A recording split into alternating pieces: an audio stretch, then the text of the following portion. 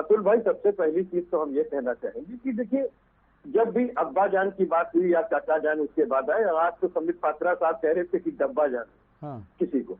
मैं तो ये कहता हूँ कि इन शब्दावलियों में फंसा करके देश और प्रदेश के नागरिकों को गुमराह नहीं करनी चाहिए और उनकी वास्तविक समस्याओं से ध्यान नहीं भटकाना चाहिए। अच्छा। और ये भारतीय जनता पार्टी के डीएनए के अंदर है कि वो विकास कार्यों को छोड़ करके आस्थावान बना करके कैसे देश लूटा जाता है, सबने देखा है। माँ भारती के आंचल में छुपकर माँ भारती के आंचल को तार तार कैसे किया जाता है, कैसे समाजवादी व्यवस्था से पूंजीवादी व्यवस्था में देश को दे दिया जाता है, कैसे हमारे संविधान के कल्याणकारी राज्य की भावना को हटा करके एक कमर्शियल राज्य बनाने की तरफ ले जाया जाता है, इसका अद्वितीय कोई सानी नहीं है। अभी बड़ा महिमा मंडित कर रहे थे, मेरे प्रश्नों का उत्तर दे देंगे। मैं तो एक बात पूछता हूँ कि अगर आपने 10% की जीडीपी ली थी तो आपने -23% की जीडीपी क्यों की? और कोविड काल से पहले की बात मैं कह रहा हूँ कि इन्होंने 3 की जीडीपी ला दी थी, उसके बाद ये माइनस गए, जबकि इन्होंने जो जीडीपी निकालने का है आधार वर्ग उसको परिवर्तन कर दिया और ऑर्गेनाइज सेक्टर में और इनऑर्गेनाइज सेक्टर में जिस तरीके से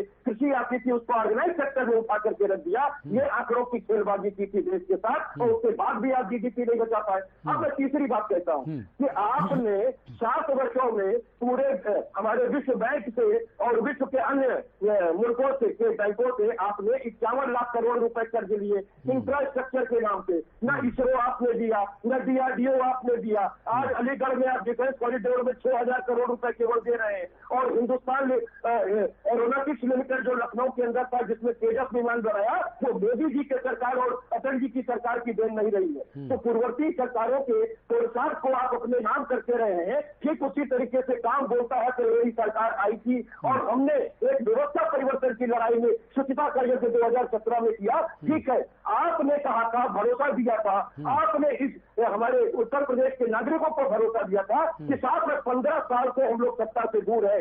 अगर आप हमारी सरकार लाते हैं तो डबल इंजन की सरकार होगी, हम चतुर्मुखी विकास करके उत्तर प्रदेश का देंगे। और आपने अपने जो घोषणा पत्र का आपने 1 से लेकर के 212 तक के जो आपने नंबर दिए थे उसमें एक पर भी आप खड़े नहीं उतरे। आपका पहला वादा था कि हम किसानों की आय दुगना कर देंगे, आपने लागत मूल्य दुगना कर दी, आपने 5 किलो यूरिया चुरा लिया और दूसरी बात मैं कहता चाहता हूँ कि यूरिया का दाम आपने डबल कर दिया। आपने जो बिजली हम 4.5 रुपए से कम में देते थे और किसानों को फिक्स रेट था उनके आवासों पर, उसमें भी आपने मीटर लगाने का काम किया और 4 रुपए की बिजली को आपने 7.5 रुपया कर दिया।